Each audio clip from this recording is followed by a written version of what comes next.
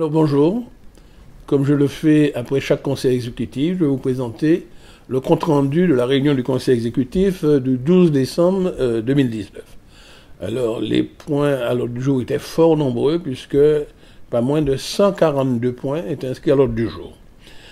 Alors d'abord dans le domaine routier, il y a un problème qui a fait de l'actualité, c'est les accidents répétés au niveau de la station Vito de l'aéroport. Nous avons étudié cette question avec nos techniciens routiers. Et parmi toutes les options qui ont été utilisées, il y en a une que le conseil exécutif a retenue. Pour la mise en sécurité de cette section de la RN5 qui est entre l'échangeur du Lamentin et la station Vito. Bien.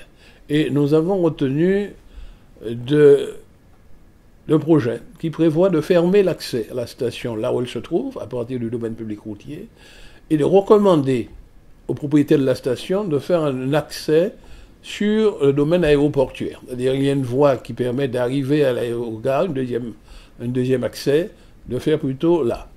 Ce qui entraîne que dans le projet de sécurisation, il y aura une partie publique que la CTM prendra en charge, et une partie privée que le propriétaire de la station devra prendre en charge. Le conseil exécutif a validé, et très prochainement, les personnes intéressées, en particulier le propriétaire de la station, de même que le gestionnaire de l'aérogare, seront informés du projet retenu pour voir si un accord, un conventionnement pour le financement peut être fait. C'est en tout cas un dossier sur lequel nous allons revenir sitôt sa réalisation.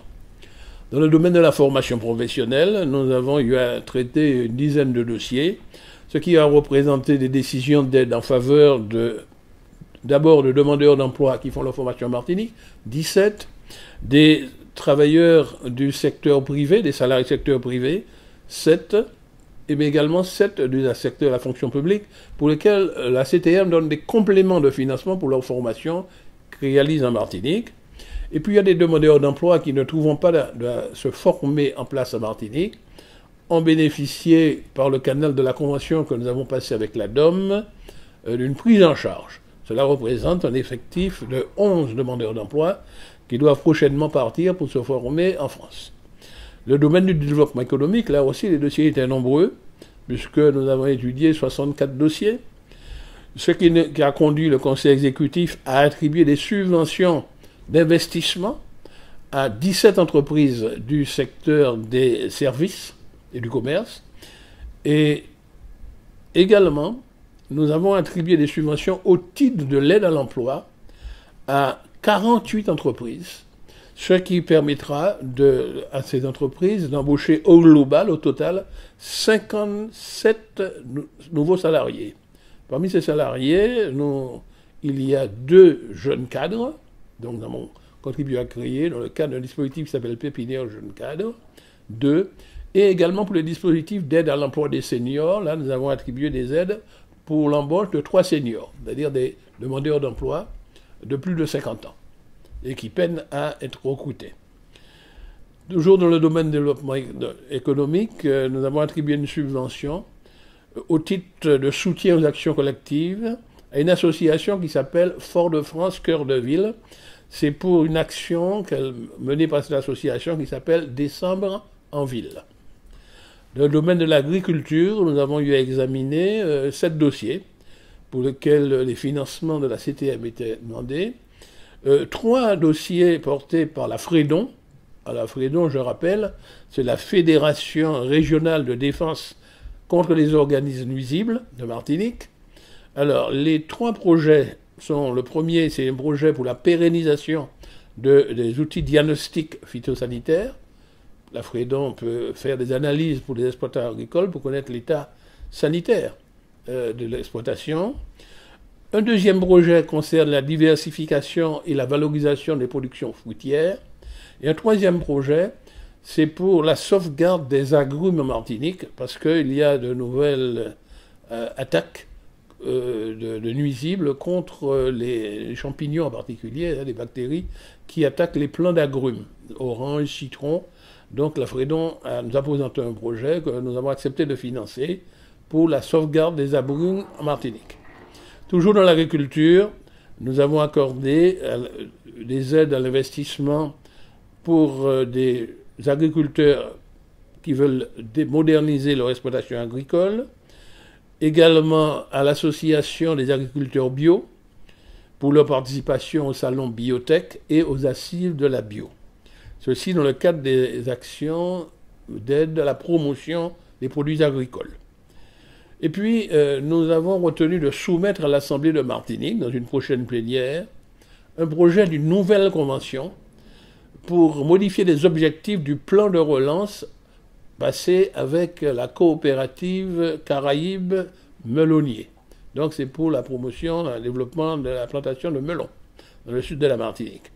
Et puis le Conseil exécutif a attribué des aides au Centre technique de la canne et du sucre de Martinique. C'est pour ces actions de recherche et de développement. Et ceci peut se faire dans le cadre du dispositif d'aide à la recherche et au développement dans le secteur agricole. Donc voilà pour l'agriculture. Alors pour le domaine de transition énergétique, là nous avions des dossiers intéressants à voir, puisque la suite d'un appel à projet qui a été lancé dans le cadre de ce qui s'appelle le PTME, le plan territorial de la maîtrise de l'énergie, c'est la rubrique rénovation énergétique du parc immobilier de Martinique. Eh bien, un premier train, pour une première vague de projets a été retenu, 5 projets, l'un porté par la société Guy Viol, un autre porté par la clinique Saint-Paul, un autre par la Ligue de football de Martinique, et puis l'un pour une maison de commerce, la SAS EIN Automobile, et enfin le dernier, le 6e, porté par la SCI Carré 1402, 1402. Alors tout ça, ce sont des propriétaires d'immeubles qui vont rendre leur bâtiment économique au point de vue énergétique, plus performant. Toujours le domaine de la transition énergétique, une subvention a été attribuée à la distillerie Saint-James. C'est pour le financement d'un projet de traitement de fumée et de valorisation énergétique de la chaleur, à partir de la distillerie.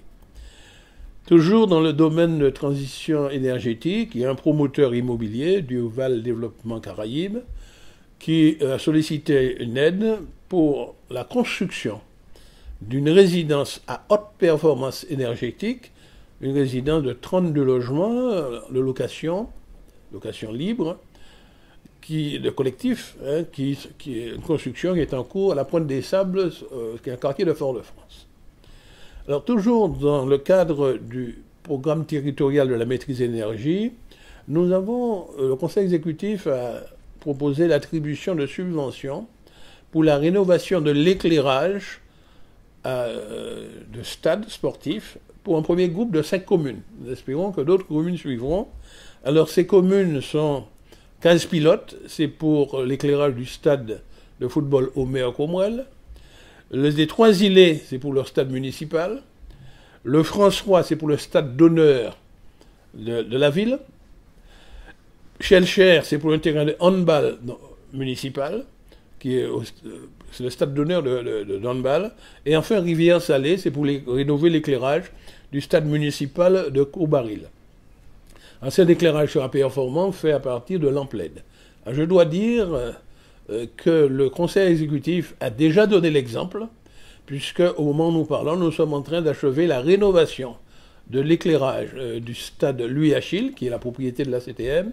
Donc les grands mâts ont déjà été placés, les essais sont en train de se faire à partir de lanternes équipées de lampes LED, et également il y a un panneau vidéo dynamique qui est en train d'être installé, de même que nous reprenons tout l'éclairage de la piste.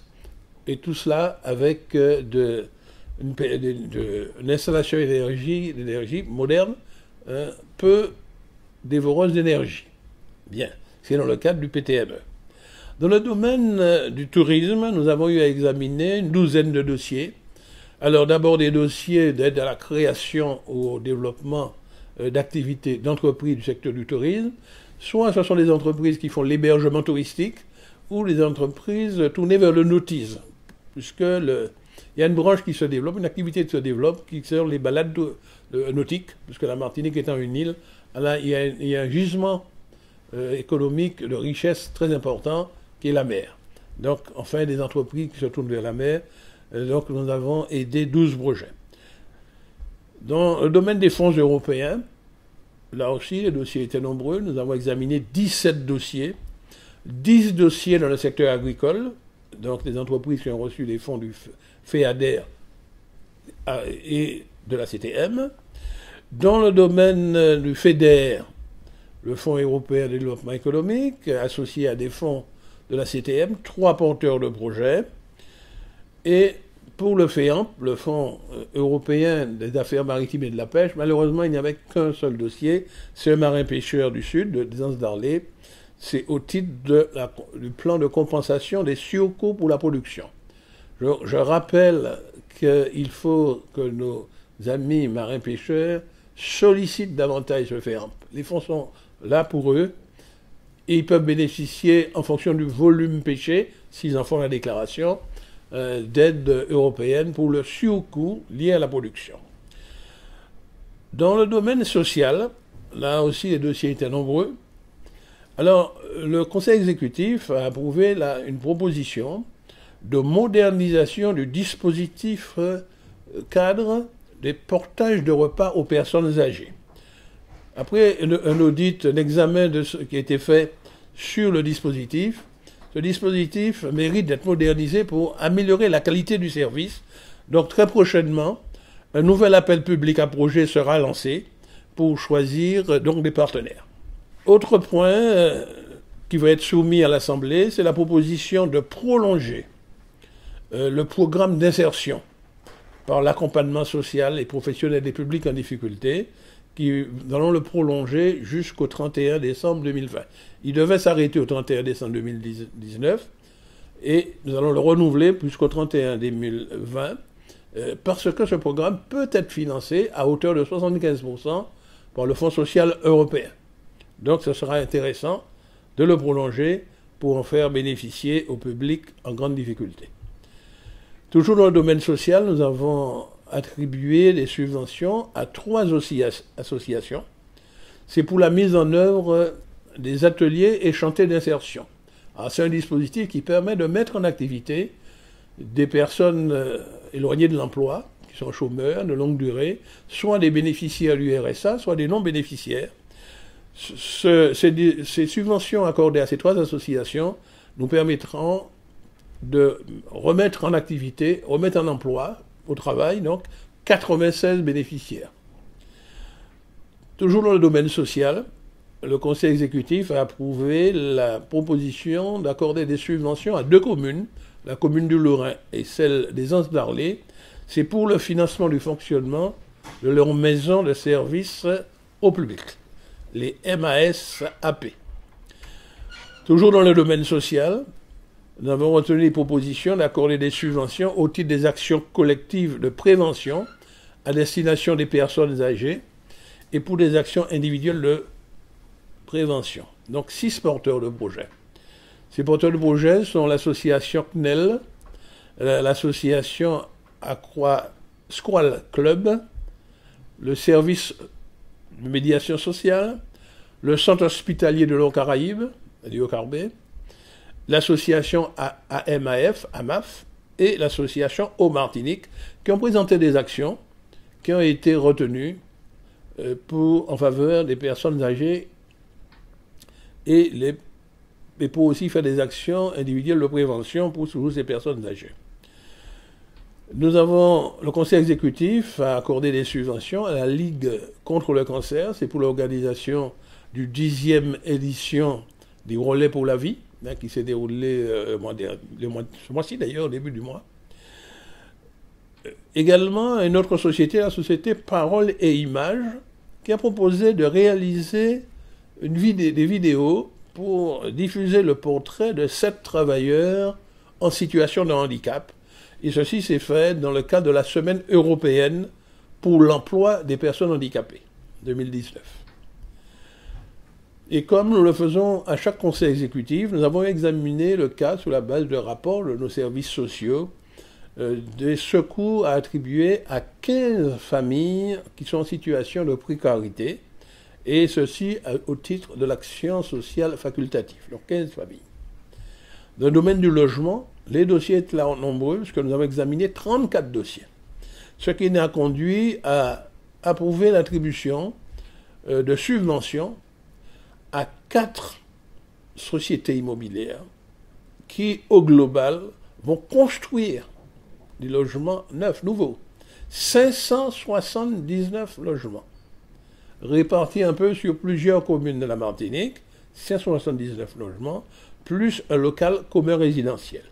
Alors, ces sociétés immobilières sont la SMHLM pour 192 logements répartis sur 4 communes, la CIMAR pour 80 logements au total, la société SMHLM Ozanam pour 296 logements et un local commun résidentiel, et la CEMAG, qui est la Société économique de la Guadeloupe, qui va construire 10 logements à Saint-Joseph. Toujours dans le domaine du logement, le Conseil exécutif, ce 12 décembre, a attribué des subventions pour les aménagements de l'habitat, donc pour les personnes en perte d'autonomie, pour faire des aménagements de leur habitat, et en faveur de 96 familles, 96 bénéficiaires. Toujours le domaine du logement, mais là c'est pour des personnes qui construisent leur maison elles-mêmes, leur résidence, pour les encourager, une prime, une aide à la construction durable et leur est attribuée. Alors c'est à 4 familles, c'est pour que leur maison soit à la fois parasismique et anticyclonique. Donc 4 familles. Le domaine du sport, nous avions donc des dossiers à examiner. Nous avons attribué une subvention à une association qui s'appelle l'association Move Caban. Ça veut dire Mouvement Caraïbes Ban. C'est pour lui permettre d'entrer dans la phase préparatoire de la 3e édition des championnats du monde du FISAF. Alors le FISAF, c'est la Fédération internationale de sport d'aérobic et de fitness. Mais c'est pour permettre également à cette association de participer préparer pour le championnat de hip-hop unité en 2020. Toujours dans le domaine du sport, nous avons eu attribué des titres de transport à l'association Les Mousquetaires de Ducos. C'est pour participer à un championnat d'épée, circuit élite fleuret, pour les M20. Toujours dans le domaine du sport, nous avons attribué une subvention à l'association Banou Flamboa. Alors de quel sport il s'agit? Il s'agit du futsal. C'est pour permettre donc à cette association Banou Flamboa pour réaliser son programme d'action dans le futsal. Et puis, à la suite d'un courrier que la CTM a reçu le 30 octobre dernier de la part de l'association Caraïbes Surf Project, qui nous ont annoncé qu'ils avaient annulé la 5e édition du Martinique Surf Pro. Alors, devant cette situation, le Conseil exécutif a proposé à la plénière, l'Assemblée plénière, d'annuler la subvention de 250 000 € qui avait été votée le 16 mai 2019. Bien. Enfin, dans le domaine de la culture, nous avons eu à étudier un très gros dossier. C'est celui des demandes de subventions pour la réalisation de films, soit cinématographiques, soit audiovisuels, qui étaient présentés. Il y a eu 27 dossiers qui ont été examinés par un comité de lecture. Et ceci se passe dans le cadre d'une convention signée entre le CNC, c'est-à-dire le Centre national de cinéma, l'État, par le biais du ministère de la Culture, le représentant du ministère de la Culture en Martinique, la DRAC, la DAC, DAC, la Direction de l'action culturelle de l'État, et la CTM. Et bien sur les 27 dossiers projetés, 8 ont reçu un avis favorable, donc ces 8 seront financés par la CTM. Voilà l'ensemble, une synthèse des dossiers présentés au Conseil exécutif du 12 décembre dernier. Merci et à la prochaine.